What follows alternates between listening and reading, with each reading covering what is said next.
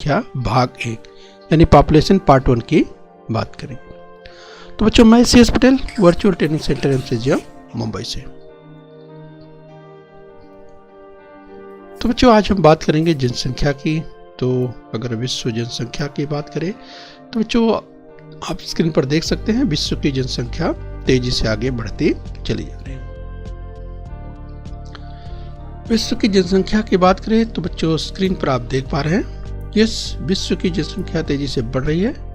और वर्तमान समय की बात करें तो वर्तमान समय में विश्व की जनसंख्या 7 अरब 79 करोड़, जिस बच्चों 7 अरब 79 करोड़ से भी अधिक हो चुके हैं। यस विश्व का अगर विश्व की जनसंख्या की बात करें तो जनसंख्या तेजी से आगे बढ़ती जा रही है। जनसंख्या वृद्धि की बात करें बच्चे तो पूरे विश्व की जनसंख्या यस अगर हम आपको पॉइंटर की मदद से बताएं तो विश्व की जनसंख्या का ग्राफ तो बच्चों इस तरह से विश्व की जनसंख्या का ग्राफ आगे बढ़ता चला जा रहा है। जनसंख्या के संकेंद्रण की बात करें तो बच्चों पूरी जनसंख्या विश्व की जनसंख्या अगर बात करें संकेंद्रण की बात करें तो बच्चों इस चित्र के माध्यम से आप समझ सकते हैं कि जो दुनिया की आबादी है जनसंख्या है ये तेजी से आगे बढ़ती चली जा रही है। तो बच्चों इसे जनसंख्या विस्फोट के रूप में समझ सकते हैं। इस बच्चों अगर हम बात करें पूरी दुनिया में विश्व में जनसंख्या की राइट तो बच्चों यह 7 अरब 79 करोड़ जनसंख्या हो चुकी है। यानी अगर बात करें बच्चों बिलियन में तो 1 बिलियन बराबर 100 करोड़ तो 7 अरब यस यानी 7 बिलियन बच्चों 7 बिलियन से भी अधिक जनसंख्या हो चुकी है। यस 7 बिलियन का मतलब 700 करोड़। जिस बच्चों तो वर्तमान में विश्व की जनसंख्या 7 अरब 79 करोड़ से भी अधिक है। जिसमें अगर बात करें बच्चों भारत की जनसंख्या तो भारत की जनसंख्या यस विश्व की जनसंख्या का 17.86% है। और बच्चों जो कि भारत दूसरे क्रमांक पर है। इसी दृष्टिकोण में अगर चाइना की बात करें तो पहले क्रमांक पर चीन है जिसकी जनसंख्या बच्चों यस अगर बात करें तो 18.47% है पहले क्रमांक पर। दूसरे क्रमांक पर भारत है, उसके बाद दुनिया के बाकी देश आते हैं। यस बच्चों भारत की जनसंख्या वर्तमान समय में 138 करोड़ से भी अधिक है। और पहले क्रमांक पर चीन जो कि 143 करोड़ 143 करोड़ और इंडिया है 138 करोड़ राइट। तो बच्चों विश्व की जनसंख्या की जब विस्फोट की बात करते हैं तो आपको ध्यान रखना है। यस चलिए हम अगर मानव की बात करें जनसंख्या की बात करें तो एक उसे यस बच्चों हम देखते हैं उसे एक संसाधन के रूप में देखते हैं। तो किसी प्रदेश के विकास में अनेक घटक सहायक होते हैं, उनमें जनसंख्या एक महत्वपूर्ण घटक है राइट। प्रदेश किसी क्षेत्र के विकास की बात करते हैं तो जनसंख्या एक महत्वपूर्ण घटक है। किसी भी प्रदेश की जनसंख्या का अध्ययन करते समय निम्नलिखित बिंदुओं का ध्यान दिया जाता है। इस बच्चों तो हम बात करते हैं जनसंख्या की वृद्धि की, जनसंख्या का वितरण, जनसंख्या का घनत्व और जनसंख्या की संरचना राइट। तो चलिए बच्चों अभी हमने चर्चा की जनसंख्या एक संसाधन के रूप में राइट, मानव संसाधन के रूप। तो जनसंख्या की वृद्धि क्या किसी भी क्षेत्र प्रदेश का जो अध्ययन करना होता है यस बच्चों तो जनसंख्या की वृद्धि, जनसंख्या का वितरण, जनसंख्या का घनत्व और जनसंख्या की संरचना देखते हैं। आइए बच्चों यहाँ हम समझने का प्रयास करेंगे तो जरा एक ध्यान से देखने का प्रयास कीजिए। यस जैसे बच्चों अगर बात करें यहाँ पर 2016 की कुल जनसंख्या, चलिए एक उदाहरण लिया गया है, एक अ नगर है एक ब नगर है। तो जरा इस उदाहरण को ध्यान से समझिए। यस तो यहाँ पर अ नगर की जनसंख्या यस 1 लाख है, ब नगर की जनसंख्या 1,10,000। कुल जन्मे हुए बच्चे इस बच्चों अ नगर में 2000, ब में 2750। मृत जनसंख्या की बात करें तो 1500 अ नगर में और ब में 2200। बाहर से आए हुए लोग इस 23,000 अ में और ब में कितने 15,000। नगर छोड़कर गए हुए लोग अ में 2000 और ब में 5000। तो बच्चों कुल जनसंख्या 2015 में कितनी हो जाएगी राइट और ब में कितनी हो जाएगी। जिस बच्चों अगर इसकी बात करें तो आप बच्चों इसे समझ सकते हैं। यस, तो अगर आप ध्यान से देखेंगे बच्चों तो इसे आप समझ सकते हैं कि जनसंख्या 2016 में 1 लाख थी, तो कुल जन्मे हुए बच्चे यानी इसमें जुड़ जाएंगे 1 लाख में। मृत जनसंख्या यानी बच्चों कम हो गई तो इतना उसको घटा देंगे। बाहर से आए हुए लोग इसे उसमें जोड़ देंगे इस जनसंख्या में, और नगर छोड़कर गए हुए लोग यानी इसे माइनस कर देंगे, घटा देंगे। तो अ में आपको मिलेगा बच्चों यस 1,21,500, राइट। 1,21,500 आपको यहाँ मिलेगा। और ब में भी उसी तरह से अगर आप करेंगे बच्चों यस तो आपको मिलेगा 1,20,550, 1,20,550। तो चलिए बच्चों इसे ध्यान रखना है, और कैलकुलेशन यानी गणना की बात करें इसे आपको खुद करना है। ठीक है बच्चों, तो यहाँ पर प्रश्न इस तरह से बनता है जैसे कि किस नगर में बाहर से अधिक लोग आए। तो इस अगर आप डेटा को अच्छी तरह से देखेंगे तो बाहर से अधिक लोग किधर आए, अ में आए कि ब में आए, तो आप यहाँ पर देखेंगे यहाँ पे 23,000 आए हैं, यहाँ पे 15,000 आए हैं, राइट। तो आप समझ जाएंगे कि अ नगर में जनसंख्या यानी जो बाहर से आने वालों की वो अधिक है। दोनों नगरों की 2017 में जनसंख्या जिसकी चर्चा अभी हमने की, यस, तो ये आपको ध्यान रखना है, आप निकाल भी सकते हैं। यस बच्चों, तो सभी बिंदुओं का विचार करते हुए यस 1 वर्ष में किस नगर की जनसंख्या अधिक वृद्धि हुई। तो आप देखेंगे कि जो आपने देखा कि अ में 1,21,500 जनसंख्या हो गई, जबकि ब में 1,20,500, तो अ नगर की जनसंख्या अधिक बढ़ी है। इस बच्चों इस तरह से आपको ध्यान रखना है। जैसे एक प्रश्न और ले सकते हैं कि कुल जन्मे बच्चों की संख्या अगर यहाँ पर दी गई है, यस, कुल जन्मे हुए बच्चों की संख्या जैसे यहाँ पर 2,000 है, यहाँ 2,750 है। यस, इस दृष्टिकोण से आप देखेंगे प्रति हजार जनसंख्या के अनुसार इनकी जनसंख्या कितनी होगी। इस बच्चों तो इसे आप देखेंगे तो इसे जैसे 20 अगर प्रति हजार की जनसंख्या है, इसे इस रूप में कहते हैं। यस बच्चों, तो इसे आपको ध्यान रखना है। आइए बच्चों इसी तरह से और आगे बढ़ लेते हैं। इसी क्रम में जनसंख्या वृद्धि यानी पॉपुलेशन की ग्रोथ की बात कर लेते हैं। तो बच्चों आप ध्यान से देखिए, यस, जो अभी हमने चर्चा की इस तरह की गतिविधियों की बात करें तो ध्यान में आ रहा है कि किसी क्षेत्र की जनसंख्या में निरंतर परिवर्तन होता रहता है। यस, कभी जनसंख्या कम हो जाती है तो कभी बढ़ती है। तो बच्चों यह वृद्धि अथवा कमी कुछ कारकों पर निर्भर होती है। इस बच्चों जनसंख्या के बढ़ने और घटने की अगर हम बात करें तो प्रमुख कारकों की अगर बात करें जिसमें जन्म दर, मृत्यु दर, औसत आय और स्थलांतर, इस बच्चों इत्यादि महत्वपूर्ण घटक होते हैं जिनकी चर्चा बच्चों हम आगे विस्तार से करने वाले हैं। जन्म दर की बात करें, बर्थ रेट की बात करते हैं बच्चों। तो 1 वर्ष में प्रति हजार जनसंख्या के अनुपात में जन्म लेने वाले जीवित शिशुओं की संख्या जन्म दर कहलाती है। और ध्यान रखिए 1 वर्ष में यानी 1 वर्ष में प्रति हजार जनसंख्या, तो प्रति हजार जनसंख्या के अनुपात में जन्म लेने वाले जीवित शिशुओं की संख्या जन्म दर कहलाती है, राइट। ध्यान रखना है बच्चों, 1 वर्ष में ये ध्यान रखना है, तथा प्रति हजार यानी 1000 में, इस प्रति हजार जनसंख्या के अनुपात में जन्म लेने वाले जीवित शिशुओं की संख्या जिसे जन्म दर कहते हैं, ये आपको ध्यान रखना है। इसी क्रम में बच्चों आपको ध्यान रखना है आगे मृत्यु दर की बात करें, डेथ रेट कैसे निकालते हैं, राइट। तो यहाँ पर आपको समझना है बच्चों, जब डेथ रेट की बात करते हैं तो 1 वर्ष की कालावधि में प्रति हजार जनसंख्या के अनुपात में मृत व्यक्तियों की संख्या, यहाँ भी आपको ध्यान रखना है 1 वर्ष की कालावधि में प्रति हजार जनसंख्या के अनुपात में मृत व्यक्तियों की संख्या जो कि मृत्यु दर कहलाती है, यानी डेथ रेट इसे कहते हैं, आपको ध्यान रखना है, राइट बच्चों। तो यहाँ पर आप देख सकते हैं अगर all India infant mortality rate की बात करें बच्चों तो एक आंकड़ा यहाँ पर दिया हुआ है 2006 से 2016 की, राइट। तो आप देख सकते हैं अगर डेथ रेट की बात करें 2006 से 2016 में किस तरह से कम हुई है, राइट। तो बच्चों डेथ रेट का कम होना ये अच्छा संकेत है किसी भी देश के लिए, ओके। तो ये आपको ध्यान रखना है। चलिए बच्चों, हम बात कर लेते हैं जीवन प्रत्याशा की, यानी लाइफ एक्सपेक्टेंसी की बात करेंगे।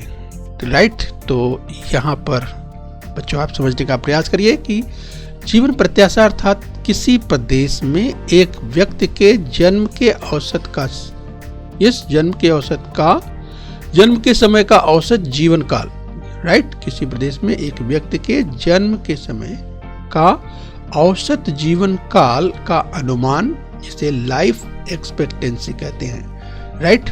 तो बच्चों यहाँ पर आप देख सकते हैं यस ईयर्स में दिया हुआ है मेल और फीमेल का, यानी महिला पुरुष का आंकड़ा यहाँ पर दिया हुआ है, राइट। आप देख सकते हैं लाइफ एक्सपेक्टेंसी एट बर्थ इस बच्चों, तो 1960 से 2015, राइट। तो 1960 में आप समझ सकते हैं, जहाँ पर अगर जीवन प्रत्याशा की बात करें बच्चों, तो आप देखिए यहाँ पर इस चार्ट में आपको जहाँ पर 40 और 41 दिखाई दे रही है, वहाँ पर आप 2015 में देखिए ये बढ़ करके 66 और 69, राइट। तो तात्पर्य ये बच्चों यहाँ पर बताने का कि किस तरह से ये जीवन प्रत्याशा की बात करते हैं। तो यहाँ पर एक उदाहरण के द्वारा आप समझ सकते हैं हम जब जीवन प्रत्याशा की बात करते हैं। तो ध्यान रखना है, किसी प्रदेश में एक व्यक्ति के जन्म के समय का औसत जीवन काल की हम बात करते हैं। यस, तो एक जीवन प्रत्याशा आपको यहाँ पर समझ सकते हैं। आइए बच्चों, इसी क्रम में हम और आगे बढ़ लेते हैं। हम बात करेंगे प्रवासन की, यानी माइग्रेशन की बात करेंगे। तो किसी व्यक्ति यानी व्यक्ति अथवा व्यक्तियों के समूह का एक दूसरे स्थान पर जाना या दूसरे स्थान से आना, तो आप समझ सकते हैं बच्चों यहाँ बात कर रहे हैं माइग्रेशन की। यस, तो व्यक्ति या व्यक्तियों की बात करें, उसके समूह की बात करें, दूसरे स्थान पर जाना, यस, या दूसरे स्थान से आना, जिसे माइग्रेशन कहा जाता है। तो बच्चों इसे आपको ध्यान रखना है। आइए बच्चों, अगर हम बात करें तो यहाँ पर यस, तो बच्चों ये हमने जहाँ जो चर्चा की अभी एक स्थान पर जाने की बात की, या आपको ध्यान रखना है कि एक समूह किस तरह से एक जगह से दूसरी जगह जाता है या आता है। यस, तो इसे आपको ध्यान रखना है। तो किसी प्रदेश से अगर हम बात करें बच्चों, यस, किसी प्रदेश से, यदि किसी प्रदेश में यदि बाहर से कोई व्यक्ति निवास करने के लिए आए तो उसे अनप्रवास कहा जाएगा, और यदि किसी प्रदेश से व्यक्ति अन्य स्थानों पर जाएंगे तो उसे उत्प्रवास कहते हैं। ये आपको ध्यान रखना है। और बच्चों जनसंख्या की वृद्धि पर इसका परिणाम होता है, ये भी हमें ध्यान रखना है।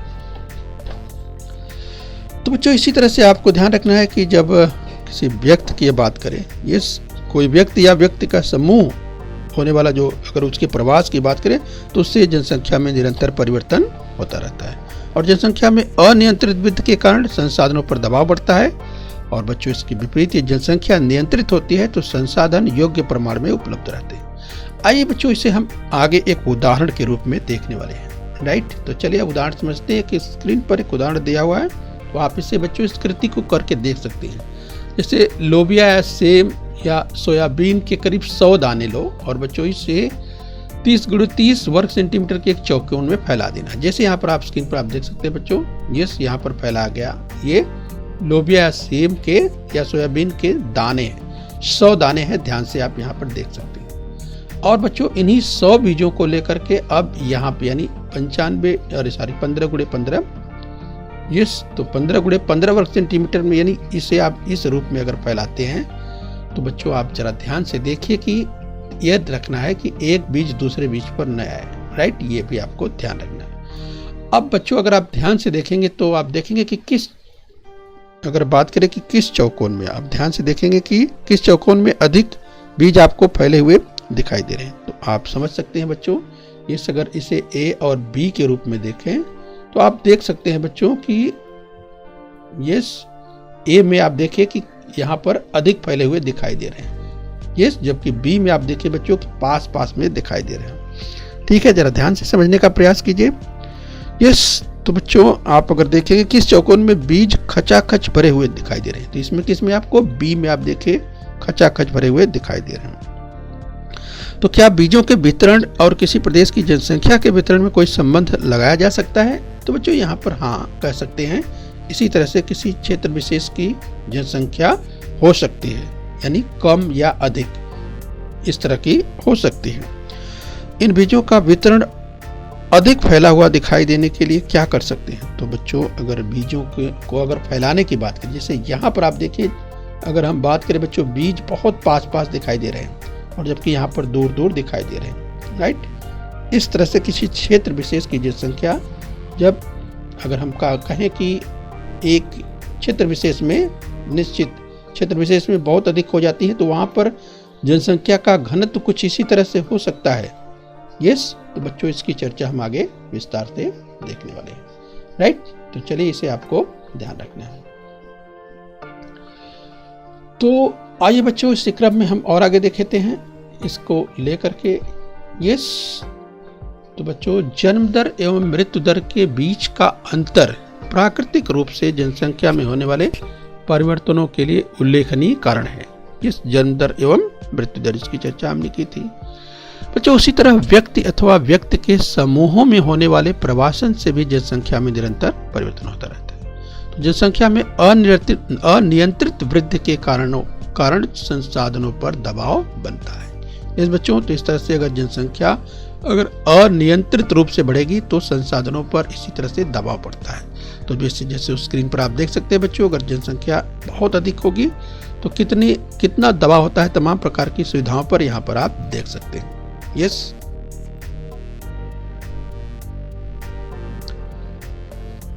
तो बच्चों भौगोलिक स्पष्टीकरण की बात करें, जनसंख्या के वितरण के डिस्ट्रीब्यूशन ऑफ पॉपुलेशन की बात करें, तो हमने ये देखा कि सेम के बीज दो अलग अलग विस्तार वाले क्षेत्रों में भिन्न भिन्न प्रकार से बिखरे हुए थे। ये हमने देखा। बड़े क्षेत्र में वितरण कम घना था, तो वहीं कम क्षेत्र वाले चौकोर में वितरण घना था, जिसे हमने देखा था।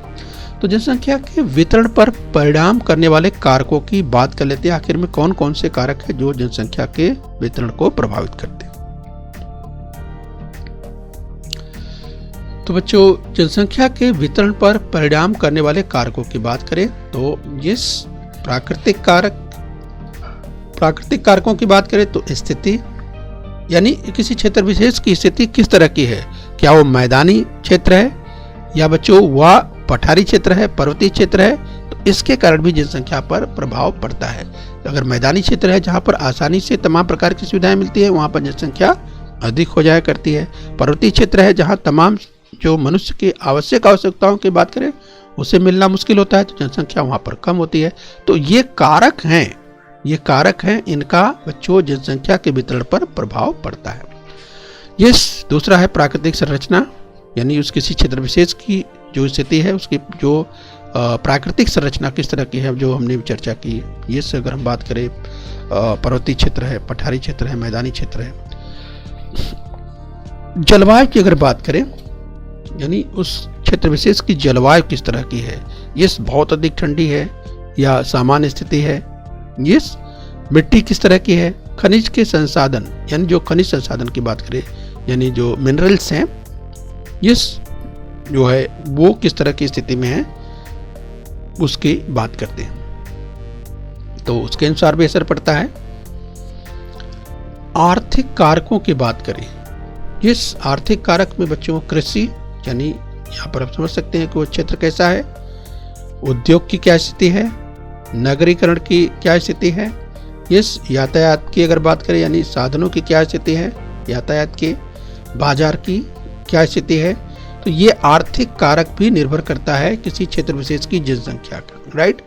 तो बच्चों स्थिति से लेकर के प्राकृतिक कारक में आपने देखा कि वह क्षेत्र विशेष यानी कहाँ उसकी स्थिति है, ये भी, और उसके साथ साथ प्राकृतिक संरचना आदि। तो प्राकृतिक कारक, आर्थिक कारक ये प्रभावित करते हैं जनसंख्या के वितरण को। आगे और देख लेते हैं, राजनीतिक कारक भी प्रभावित करते हैं जनसंख्या के वितरण को। इस बच्चों तो कहीं ऐसा तो क्षेत्र नहीं जहां पर युद्ध जैसी स्थिति बनी हो, तो उसका भी असर पड़ता है।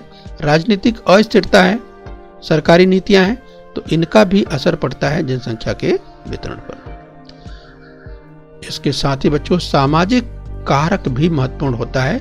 ये अगर वंश की बात करें धर्म की बात करें, भाषा की बात करें तथा रूढ़ियां और परंपराएं भी जिस किसी क्षेत्र विशेष की जनसंख्या में अपना महत्वपूर्ण रोल अदा करते हैं, यानी जनसंख्या वितरण का परिणाम इनके कारण भी होता है।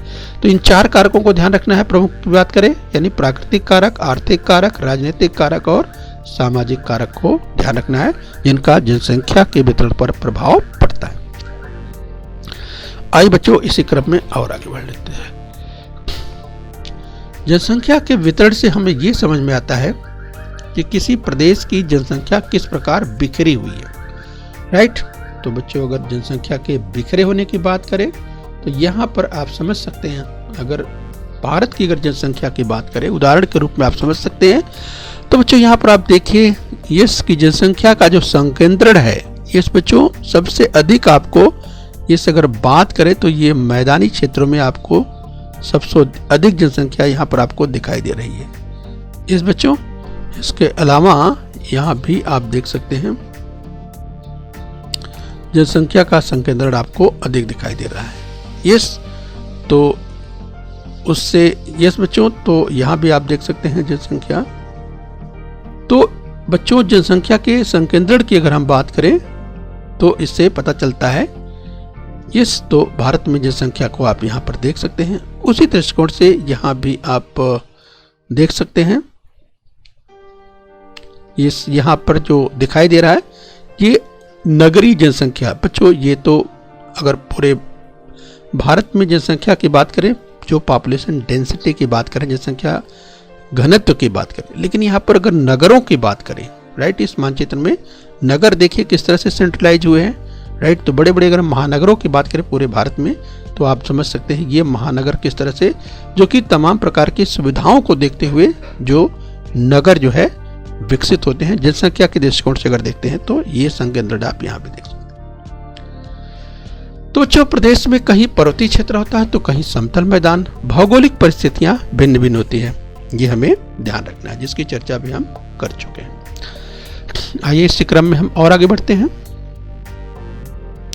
तो बच्चों विपुल संसाधन के क्षेत्र में स्वाभाविक रूप से जनसंख्या अधिक होती है।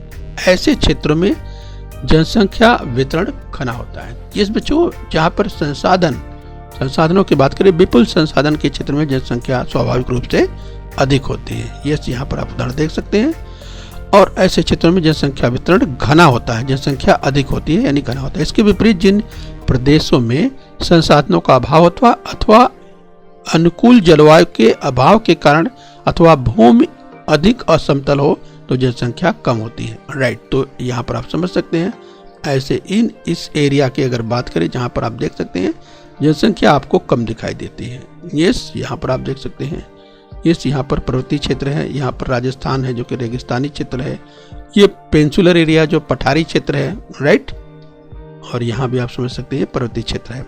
तो इसके कारण जो है जनसंख्या जो है यहाँ पे कम होती है, राइट। यहाँ जनसंख्या का वितरण विरल होता है, ये आपको ध्यान रखना है।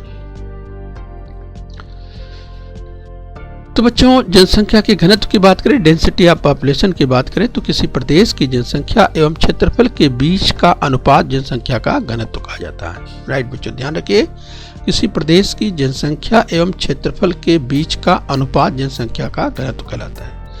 जनसंख्या वितरण का अध्ययन करते समय जनसंख्या के घनत्व का विचार किया जाता है।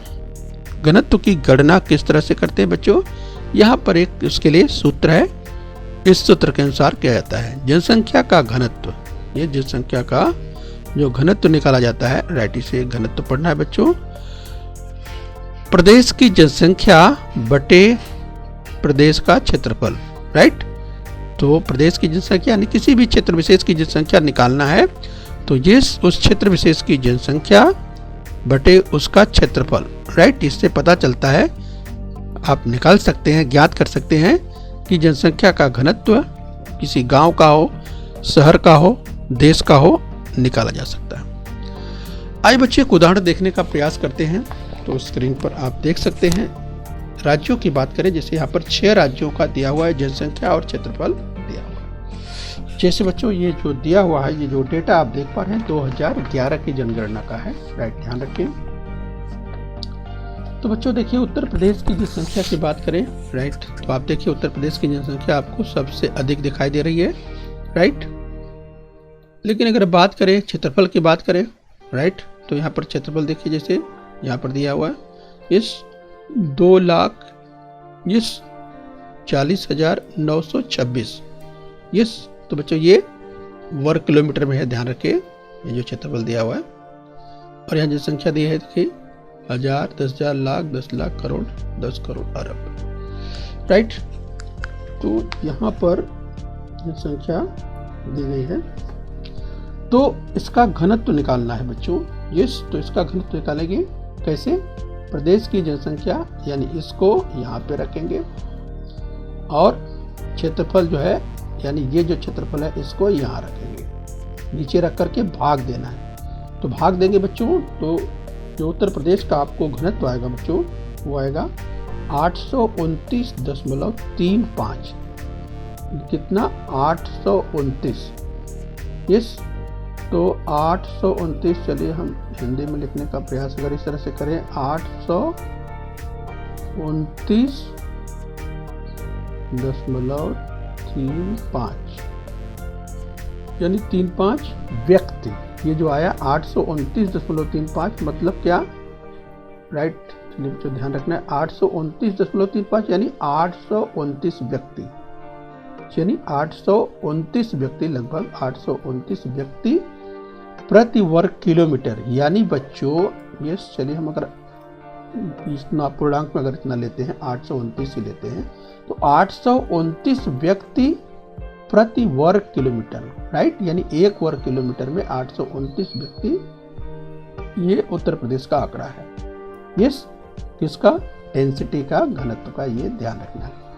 तो इसी तरह से महाराष्ट्र का निकालेंगे, यस बच्चों। तो महाराष्ट्र का भाग देंगे तो आपको मिलेगा यस 365, यस, महाराष्ट्र का 365। तमिलनाडु का इसी तरह निकालेंगे तो 558, यस।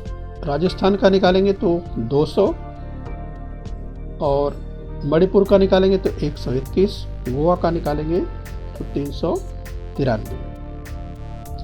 तो बच्चों इस तरह से आप देखेंगे, अगर जनसंख्या की बात करें तो यदि किसी प्रदेश का क्षेत्रफल, वहाँ की रहने वाली जनसंख्या ज्ञात हो तो एक वर्ग किलोमीटर में कितने लोग रहते हैं ये इसे ज्ञात कर सकते हैं, जिसकी चर्चा अभी हमने की। तो किसी प्रदेश का आकार छोटा हो सकता है और वहाँ की जनसंख्या अधिक हो तो घनत्व अधिक होता है, जैसे गोवा, राइट।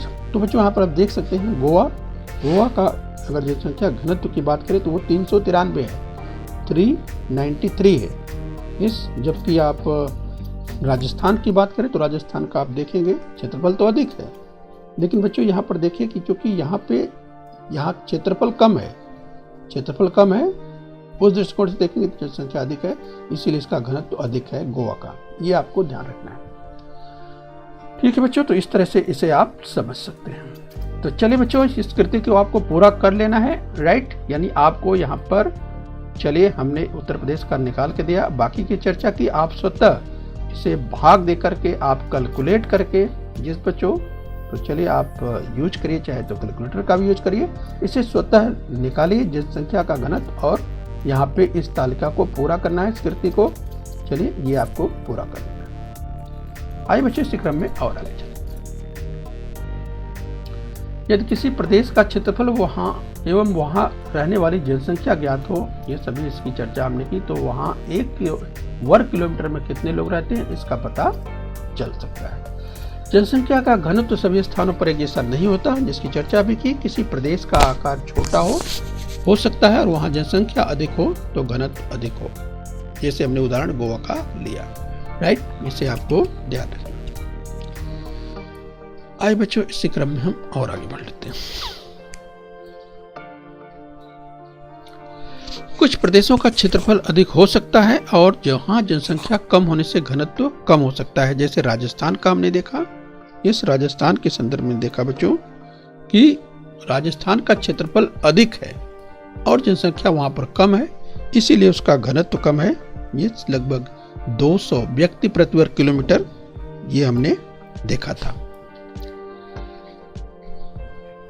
अपने आसपास से 20 व्यक्तियों के नाम याद करो और निम्नलिखित वर्गों में विभाजित करो। चलिए बच्चों, एक कृति है आपको करनी है, राइट। तो कृति किस तरह से करनी है ये ध्यान रखिए। अपने आसपास 20 व्यक्तियों के नाम याद करना है और उसे ये वर्ग इस निम्नलिखित वर्गों में विभाजित करना है। यस, यानी छोटे और बड़े इस रूप में पहले विभाजित करिए। फिर उसे बुजुर्ग या सुशिक्षित, यस बुजुर्ग के रूप में। फिर उसे सुशिक्षित या अशिक्षित इस रूप में। तो उससे पहले उसे छोटे बड़े या बुजुर्ग इस रूप में विभाजित कर लीजिए। फिर सुशिक्षित या अशिक्षित इस रूप में कर लीजिए। स्त्री पुरुष इस रूप में करिए। विद्यार्थी कर्मचारी व्यापारी इस रूप में करिए। व्यवसायी बेरोजगार गृहिणी इस रूप में। तो बच्चों आप देखिए, इस कृति को करने का प्रयास करिए और आप देखेंगे कि ये जो वर्गीकरण आपका होगा, तो वर्गीकरण आप करेंगे तो आपको पता चल पाएगा कि इस 20 व्यक्तियों में, जैसे 20 व्यक्तियों में आप देखेंगे कि उसमें कितने छोटे हैं, कितने बड़े हैं, कितने बुजुर्ग हैं। फिर आप देखेंगे उसमें कितने सुशिक्षित हैं, कितने अशिक्षित हैं। फिर इसी तरह से महिला और पुरुष भी आप निकाल सकते हैं। उसमें महिला कितनी है, महिलाएं कितनी हैं, पुरुष कितने हैं। फिर उसमें आप देखिए विद्यार्थी कितने हैं। फिर उसमें कर्मचारी देखिए कितने हैं। फिर व्यापारी देखिए, व्यवसायी बेरोजगार गृहिणी। इस तरह से बच्चों आप एक तालिका बनाइए और इसमें इस कृति को आप स्वतः करिए, राइट। तो ये आपको ध्यान देना है। तो जनसंख्या की जो हमने बात की, जी पॉपुलेशन डेंसिटी जो की अगर बात की, यानी जनसंख्या घनत्व की बात की, तो जनसंख्या घनत्व तो राइट ध्यान रखिए, इसकी चर्चा हमने अभी की है। इसकी किस तरह से, जैसे अभी हमने राजस्थान की बात की, तो देखिए राजस्थान में जो जनसंख्या का घनत्व आप देख सकते हैं, इस बच्चों इसका क्षेत्रफल अधिक है लेकिन इसकी जनसंख्या कम है, इसीलिए यहाँ पर घनत्व आप देखिए, जनसंख्या का घनत्व आपको यहाँ पर कम दिखाई दे रहा है।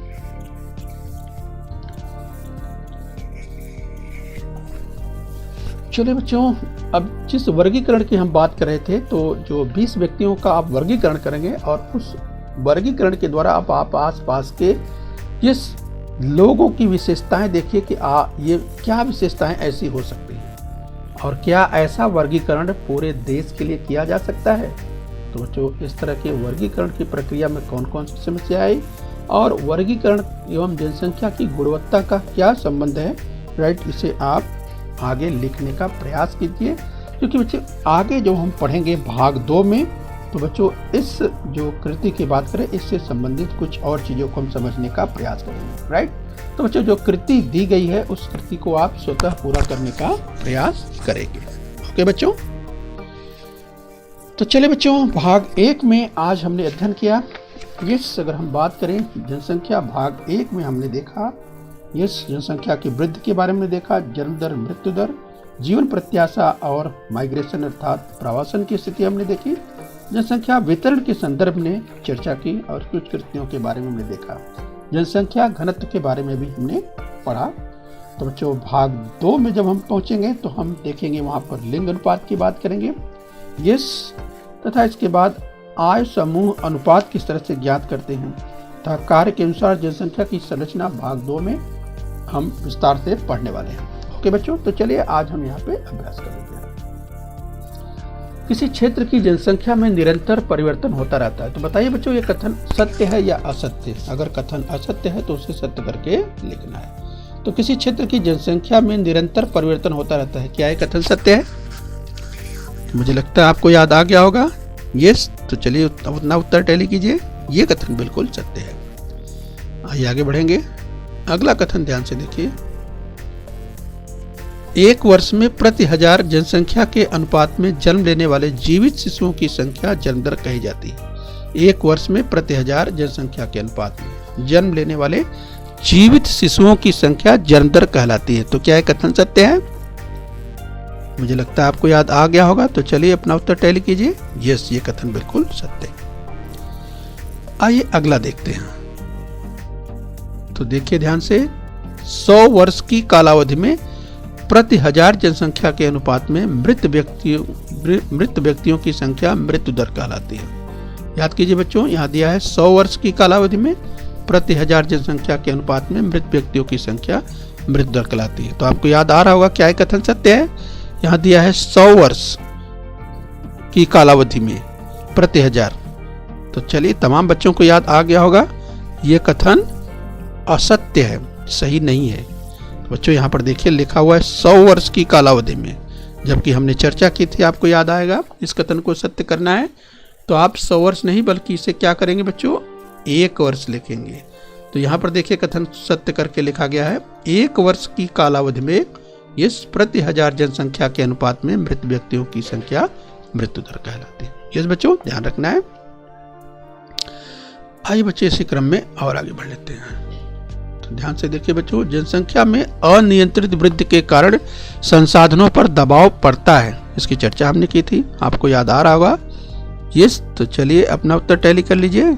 यस, ये कथन बिल्कुल सत्य है। आइए बच्चों लास्ट में कथन और देख लेते हैं, ध्यान से देखिए। कुछ प्रदेशों का क्षेत्रफल अधिक हो सकता है और वहां जनसंख्या का घनत्व, इस जनसंख्या कम होने से घनत्व भी कम होता है। उदाहरण के रूप में राजस्थान। क्या है कथन सत्य है? इस हमने इसकी चर्चा की थी, याद कीजिए बच्चों। यहाँ दिया है कुछ प्रदेशों का क्षेत्रफल अधिक हो सकता है और वहां जनसंख्या कम होने से घनत्व भी कम हो सकता है। यस, तो जनसंख्या कम होने से घनत्व भी कम होता है। उदाहरण के रूप में राजस्थान, याद कीजिए, इसकी चर्चा हमने की थी, आपको मानचित्र में दिखाया भी था। तो तमाम बच्चों को याद आ गया होगा, ये कथन बिल्कुल सत्य है।